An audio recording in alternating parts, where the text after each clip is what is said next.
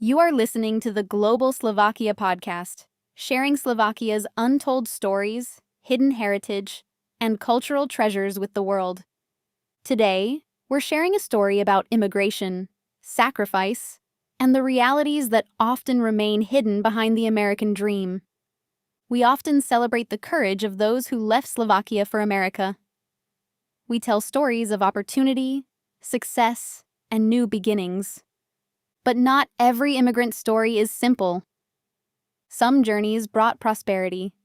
Others brought separation, hardship, and family wounds that lasted for generations. This is the immigrant story we don't like to tell. All of my ancestors hailed from the Spice area of eastern Slovakia. Like many others, they all came from villages within a stone's throw from one another. People settled down and started their own families pretty much exactly where they were born. Most of them worked in agriculture, and later in the metallurgical factory in Kopanic processing local iron ore. But this was only built at the turn of the 19th century.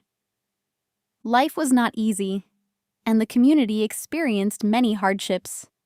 An epidemic of cholera hit the country in the 1830s, killing many. But my family survived.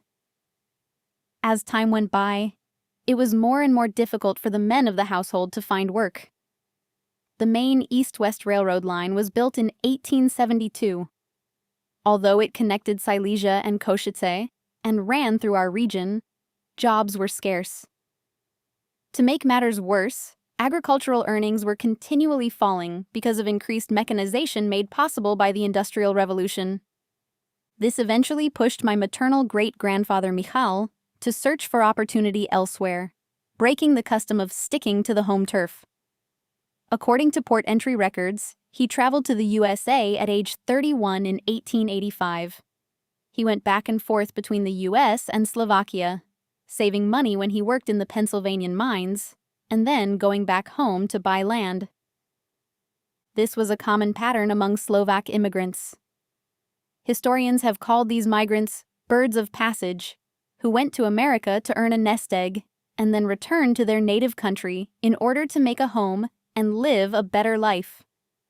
Michal's youngest son and my maternal grandfather, Zado in Spiš dialect, Stefan, was born in 1895, after the family returned to Slovakia. I know little about my grandfather's youth in Slovakia. He was the son of a farmer who served in the Austro-Hungarian army when World War I broke out. A leg wound from shrapnel would plague him for the rest of his life. A reminder of the Great War. Shortly after returning from war, Michal married my grandmother Helena, Baba, in the beautiful 16th century church of St. Catherine of Alexandria, in the nearby village of Klukneva.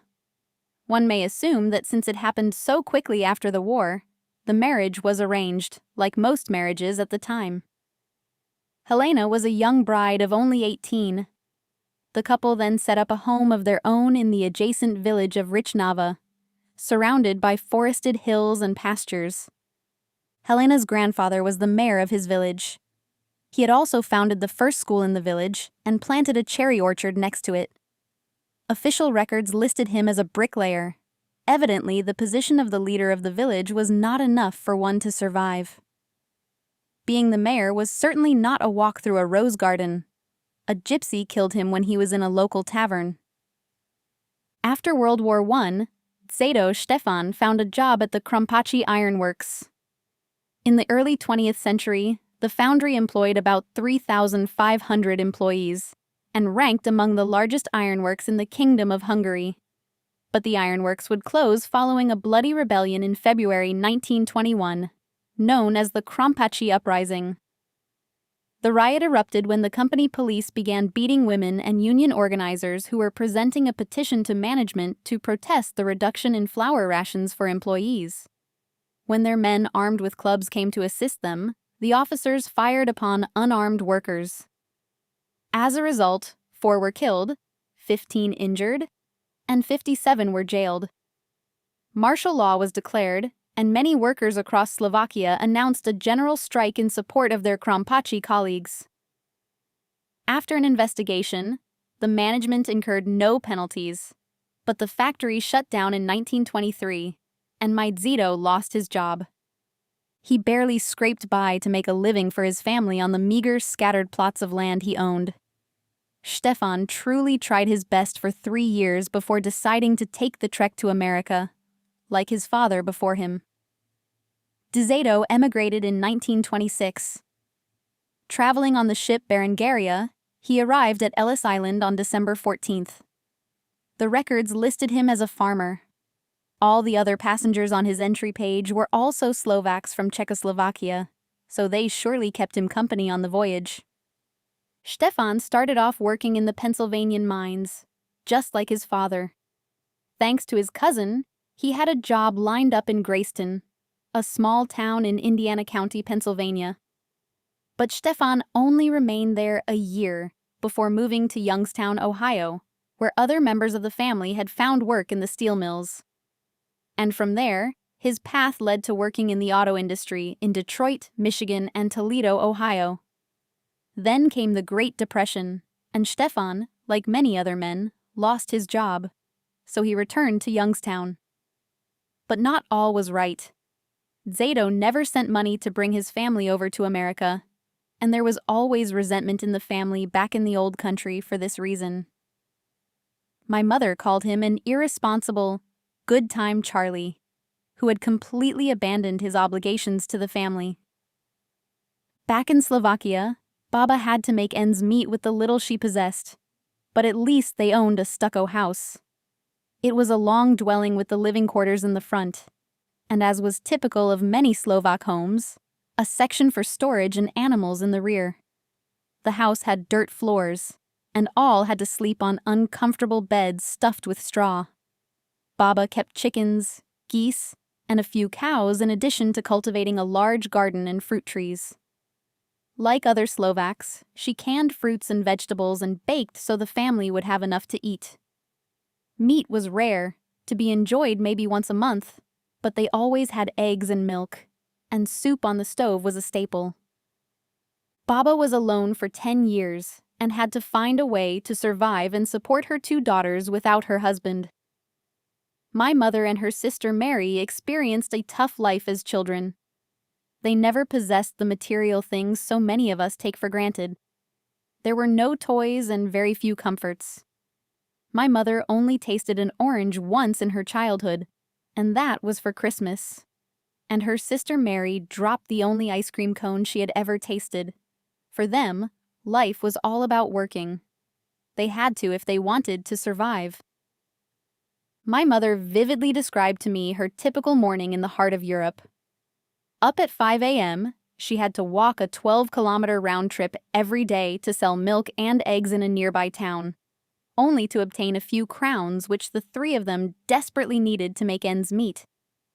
Mother would lift her dress as she waded across the river, ever faithful to do her duty, just as she did all her life. Then she had to hurry back home to attend school. A school day started with a prayer and a tribute to Tomáš Garrigue Masaryk, the first president of the Czechoslovak Republic. When she came home, she had to then take the cows to pasture. Baba pulled her out of school a number of times to help with work at home, and the truant officer eventually came after her. For repeatedly not sending my mother to school, Baba would have to serve time in jail every spring because she could not pay the fine for violating the law.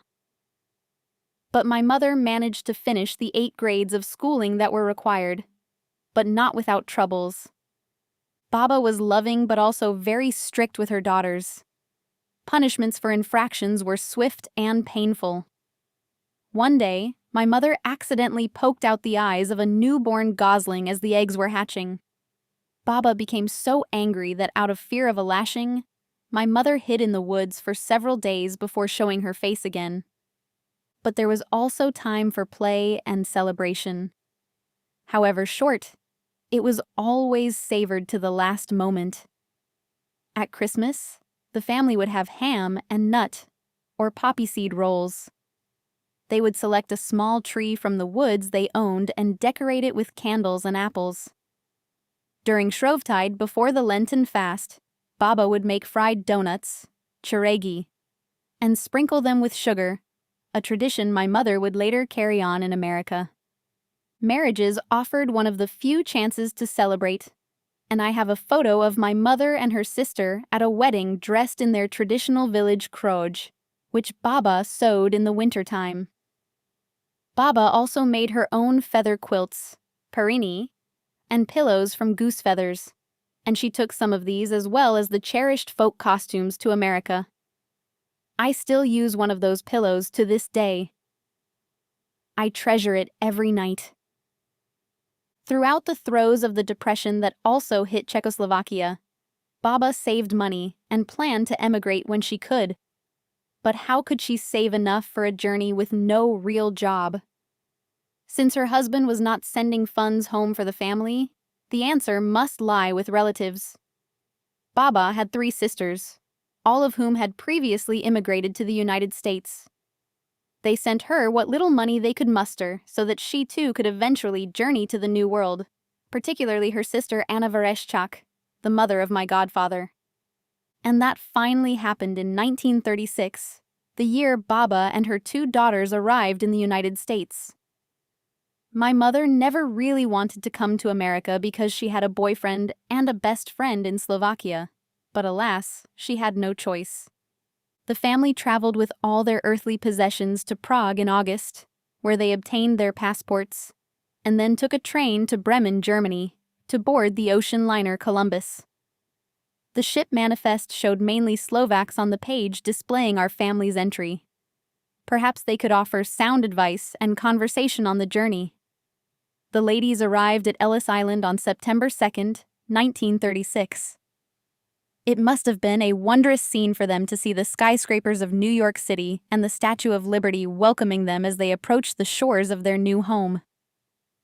The family settled on the west side of Youngstown, Ohio, where many other Slovaks lived. At least Zato had saved some money to put a down payment on a house. They also kept a boarder to get an extra income. Every penny counted.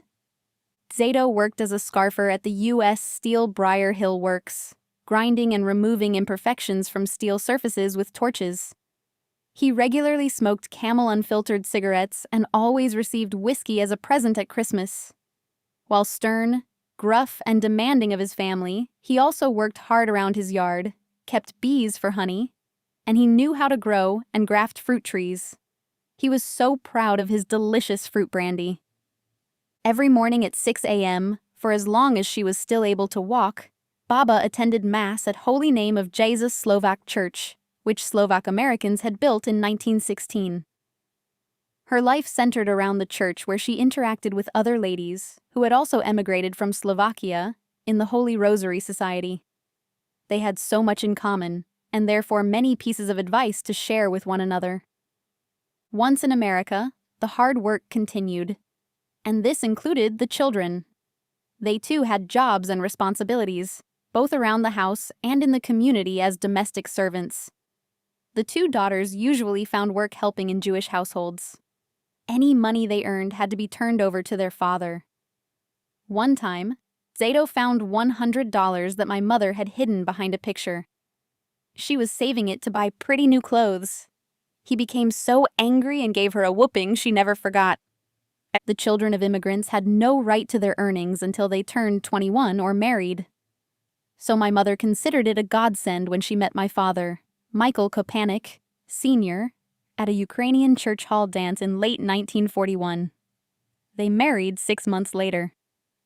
It was common for many second-generation Slovaks to marry other Slovaks, or at least other Slavs or Hungarians who were of the same faith. Since my paternal family also came from Spiš, my father spoke a dialect similar to my mother, and he could easily communicate with his new in-laws. Having a man in the family would be an asset to his immigrant in-laws who had 3 girls.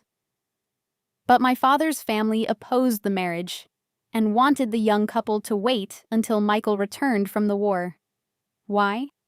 Because they would not receive my father's army pay or an insurance payment if he was killed in action. Instead, his pay would go to my mother. There was little room for romantic notions in those tough times. At long last, a wedding was held, but the marital bliss was short-lived. My father was sent overseas to North Africa to fight in World War II with the 39th Combat Infantry Division. While he was fighting in a desert with General Patton's army against the famed German General Rommel, his wife started to save a nest egg in anticipation of starting their own family once Michael returned in one piece. Like many other women in the war, she took a factory job as a welder of airplane parts at General Fireproofing. While at war, my father wrote to my mother every day. He even sang songs about her. One of his favorites was Nasha Anichka, our dear Anna. In order to read my father's letters, my mother attended night school to better understand the English language. Luckily, he survived the war, albeit wounded, but he did return home to his young wife to begin a new life.